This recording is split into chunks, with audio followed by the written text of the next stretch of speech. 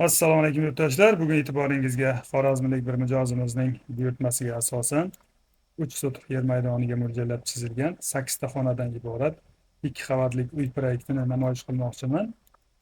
Uyimizning avvalo uchastka razmerlariga keladigan bo'lsak, eniga 11,5 metr va uzunasiga 25 metr bo'lyapti va shu holatiga 3 sotixdan sal kichikroq yer maydoniga mo'ljallab plan qilingan. E'tibor bergan bo'lsangiz, uyimiz uglovoy joyda joylashgan, ya'ni mana bu yerda asosiy katta ko'chamiz va bu tomonda mahalla ko'chasi joylashgan va aynan mana shu mahalla ko'chasi tomonda asosiy darvozamiz, kirish qismimizni joylashtirganmiz va bu tomonda asosiy katta ko'cha tomonimizda esa uy egalari kirishligi uchun alohida kalitkani ham tashlab o'tib ketganmiz. Uyimiz aytib o'tganimdek 8 ta xonadan iborat. Shundan birinchi qavatimizda 4 ta xona va ikkinchi qavatimizda ham xuddi shunday 4 ta xona va qo'shimcha yordamchi xona va joylardan iborat bo'ladi. Avvalo endi ko'cha tomondan qisqacha uyimizning joylashuvlarini, xonalarini, ko'rinishlarini qisqacha aytib o'taman va keyin bir boshdan xonalarimizni ichlariga kirib batafsil ko'rib chiqamiz.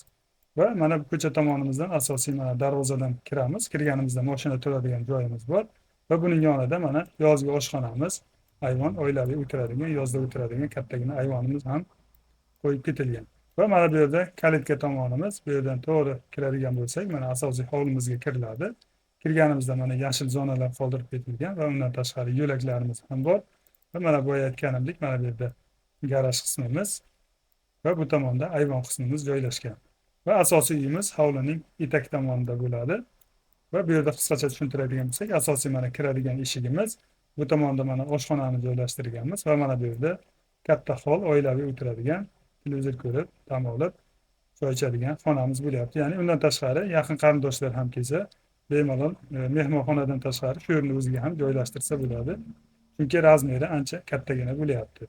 Va bu tomonimizda sanuzillarimiz, birinchi qavatda ham, ikkinchi qavatda ham xuddi shunday sanuzillarimizni oynalari joylashgan.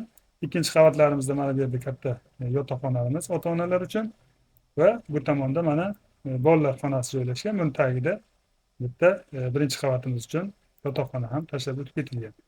Va e'tibor bergan bo'lsangiz, ko'cha tomonda, orqa tomonda ham ozgina 1 metr 20 santimetrlik yo'lak qoldirilgan.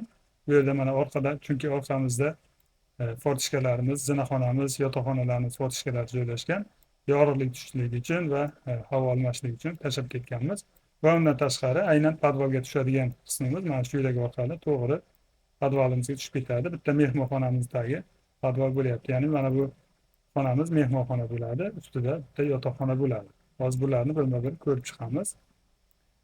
Podvalga tushadigan qismimizni aynan hovli tomonda ham qilishimiz mumkin edi, lekin mijozimizning talabiga binoan aynan ko'cha tomonda qoldirib ketdik, ehtiyojlariga binoan shunday qildik va mana bu yerda ham bemalol podvalga tushadigan zina qoldirib ketsak bo'ladi yoki mana bu tomonda ham xuddi shunday qilishni iloji bor. Bu uyimiz uglovoy joyga tushgan, lekin undan tashqari aynan ikki tomonda qo'shni bo'lgan joyga ham bemalol tushirsa bo'ladi bu uyimizni. Faqat mana bu derazalarni bu yerda derazalar bo'lmaydi. Shunga mos ravishda plan qilib ketiladi. Ya'ni ikki tomonda qo'shni bo'lsa, bu tomonda ham, bu tomonda ham qo'shni bo'lsa, shunga qarab deraza qoldirmasdan plan qilinib ketadi. Endi bir boshdan uyimizni birma-bir xonalarga, ayvonlarni, hovlilarni ko'rib chiqamiz. Xo'sh, uyimizga asosiy kiradigan darvozamiz mana bu mahalla ko'chasi tomonda bo'lyapti. To'g'ri mana bu yerdan kiradigan bo'lsak, kirganimizda mana asosiy ayvonimiz bo'lyapti. Mana bu yerda mana yoz kunlari o'tiradigan, mana bu yerga yozgi oshxonani joylashtirsa bo'ladi va bu yerda bitta hojatxona qoldirib ketilgan.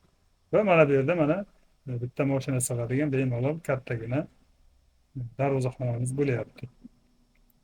Va ayvonga chiqqanimizda to'g'ri mana asosiy uyimiz, kiradigan eshigimiz, uy qismimiz hammasi mana shu yerdan to'g'ri ko'rinib turadi va bu tomonda mana yashil zonalarimiz, bu tomonda ham xuddi yashil zonalarimiz tashlab ketganmiz va mana boya aytganimdek mana bu yerda kalitkamiz bo'lyapti. Ya'ni shu yerdan to'g'ri asosiy katta ko'chaga ham chiqib ketsa bo'ladi. Mana kalitkamizdan xuddi shunday. Va asosiy uylarimizning ko'rinishi mana shunday holatda bo'lyapti va mana bu yerdan to'g'ri boradigan bo'lsak, to'g'ri mana podvalga tushamiz. Bitta mehmonxonamizdagi mana shunday katta podval bo'lyapti. Qolgan xonalarni tagini ham podval qilish mumkin. Boya aytganimdek, Bu ham mijozning talabiga binoan qanday xohlasa biz shunday qilib beraveramiz.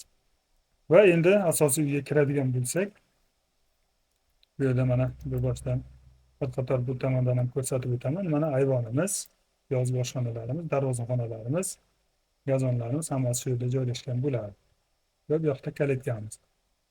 Va asosiy uyga eshikdan kiradigan bo'lsak, kirganimizda mana katta hol bo'ladi. Aytganimdek, kattagina oilaviy ovqatlanib, televizor ko'radigan yoki yaqin mehmonlar kelganda ham bemalol shu yerga joylashtirsa bo'ladi. Chunki razmeri kattagina bo'lyapti.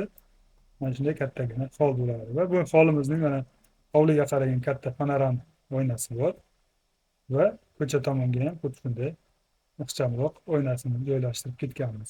Va shu holni o'zidan to'g'ri mana eshik orqali oshxonamizga kiramiz. Oshxonamiz ham katta. Bu yerda nafaqat oshxona, buni balki choy ichadigan qismlarni ham joylashtirib ketsa bo'ladi. Stol ham. Masalan, mana bu tarafga oshxona mebellari joylashsa va mana bu yerga bemalol stol qo'yib yoki uglovoy divan qo'yib, bu yerdan ham bemalol foydalansa bo'ladi. Mana bu yerga televizor joylashadi. Va shu yerda o'zidan ham mana panoram oyna orqali to'g'ri hovlimiz ham ko'rinib turadi. Xo'sh, bu yer bo'ldi. Endi mana prayom orqali, ya'ni bu tomondan qaraganimizda prayom orqali ikkinchi qismiga o'tamiz. Uyimizning, ya'ni yotoqxonalarimiz, boshqa mehmonxonalarimiz bu yerda joylashgan bo'ladi. Bu yerga o'tganimizda mana bu yerda to'rt burchakda hol bo'lyapti. Bu holimizdan to'g'ri zinadan ikkinchi qavatimizga chiqib ketamiz. Mana bu yerdan mehmonxonaga kiriladi. Va bu tomonda yotoqxonamiz birinchi qavatimiz uchun, yoshi kattalar uchun, ya'ni ikkinchi qavatga chiqib tushishga qiynaladiganlar uchun yotoqxona va mana bu yerda sanuzel qismlarimiz joylashtirib ketganmiz, ya'ni ko'cha tomonga qaragan. Xo'sh, to'g'ri ketadigan bo'lsak, hojatxona bo'ladi. Mana bu yerda mana ko'cha tomonga qaragan fotishkasi bor va bu yerda mana bu kattagina hammomimiz joylashgan bo'ladi. Mana shunday kattagina hammom joylashadi. Va bu tomondan to'g'ri ketadigan bo'lsak, ya'ni mana holdan to'g'ri o'tib bu yoqqa keladigan bo'lsak, kattagina mana mehmonxonamiz. Aynan shu xonamizning tagiga mehmonxona bo'lyapti. Mana shunday mana orqa tomonga qaragan o'zining derazasi bilan birga bo'ladi. Mana shunday holatda va bu yerdan chiqamiz. Oxirgi xonamiz birinchi qavatdagi mana bu ixchamgina yotoqxonamiz bo'lyapti. Ya'ni kattagina, ya'ni bu ham unchalik ham ixcham emas, kattagina yotoqxona. Ko'cha tomondan qaraganda mana bu xonamiz bo'lyapti. Xo'sh, birinchi qavat tushunarli bo'lgan bo'lsa, endi zinadan ikkinchi qavatga chiqamiz. Ya'ni mana bu zinani tagidan ham bemalol kladovka sifatida foydalanib ketsa bo'ladi. Yoki agar ehtiyoj bo'lsa, shu yerdan birdan podvalga tushib ketadigan, ham orqa tomondan podvalga kiriladi, ham uy ichidan kirsa bo'ladigan qilsa bo'ladi. Xo'sh, ikkinchi qavatga chiqamiz. Mana orqa tomonga qaragan, orqa yo'lagimiz tomonga qaragan mana fortishkasi, ya'ni zinaxonamizning derazasi bo'lyapti. Mana birinchi qavat, bu yog'i mana to'g'ri ikkinchi qavatimizga chiqamiz. Ya'ni mana bu yoqdan chiqamiz. Chiqqanimizda mana bu yerda ham bitta to'rt burchak hol bo'lyapti va bundan tashqari katta to'rtta xonamiz va sanuzlarimiz ham joylashgan. Mana zinadan to'g'ri chiqqanimizda mana bu yerda birinchi qavatning ustidagi yotoqxonamiz ustida bu yerda ham bitta yotoqxonamiz bolalar xonasi sifatida ishlatsa bo'ladi. Va mana bu katta ko'cha tomonga qaragan o'zining derazasi bilan birga bo'ladi. Va bu tomonimizda birinchi qavatda qanday bo'lsa, xuddi shunday sanuzillarimiz. Shuning uchun kirib o'tirmayman. Va mana bu yerda asosiy yotoqxonamiz, buni oxirida kiramiz, chunki balkonga ham shu yerdan chiqib ketsa bo'ladi. Ya'ni mana zinaxonadan to'g'ri chiqqanimizda to'g'ridagi ishimiz asosiy ota-onalar yotoqxonasi. Va bu tomonimizda mana prayomni tagidan to'g'ri o'tadigan bo'lsak, ikkita xonamiz bor, chapga va o'ngga bo'lyapti. Bu tomondagi xonamiz mehmonxonamiz ustidagi xonamiz bo'lyapti. Bu yotoqxonamiz orqa tomonga qaragan. Va bu ikkita detskiy xonalarimiz o'zini ichida garderob, shkaf kupesi bilan birga mana shunday bo'ladi. Ya'ni mana ichida bemalol shkafini garderob joylashtirsa bo'ladi. Va buni ro'parasida qarama-qarshida ham yana bitta xonamiz bor. Birinchi qavatdagi oshxonamiz ustidagi xona bo'lyapti. Mana buni ham o'zini ichida shkafi bor. Bu ham hovliga qaragan kattagina derazasi bo'lyapti. Va birinchi qavatdagi, ikkinchi qavatimizdagi oxirgi xonamiz mana bu yotoqxona bo'lyapti. Ota-onalar yotoqxonasi bo'lyapti. O'zini mana bu yerdan to'g'ri balkonga ham chiqib ketsa bo'ladi. Bu ham kattagina xonamiz hovliga va ko'cha tomonga qaragan mana bunday derazasi bo'ladi. Va shu yerda o'zidan to'g'ri balkonga chiqadigan bo'lsak, mana uyimiz, hovlimiz juda ham katta, chiroyli ko'rinib turadi. Ya'ni mana bunday quyosh botishlari, chiqishlarini hisobga olib, bunday foydalansa bo'ladigan plan bo'ladi. Hop, shu ko'rinishi mana shunday holatda bo'lyapti. Bu tomonda qo'shni bor, shuning uchun devorlari gulxoy bo'lyapti. Va tomimiz hovliga va orqa tomonga bo'lyapti, skatlari. Va ko'cha tomonimiz mana shunday ko'rinib turadi. Mana yurtdoshlar, qo'ldan kelgancha ko'rsatib tushuntirib o'tdim. Biror talab tanqidlar bo'lsa, buyurtmalar bo'lsa, bemalol murojaat qilaverasizlar.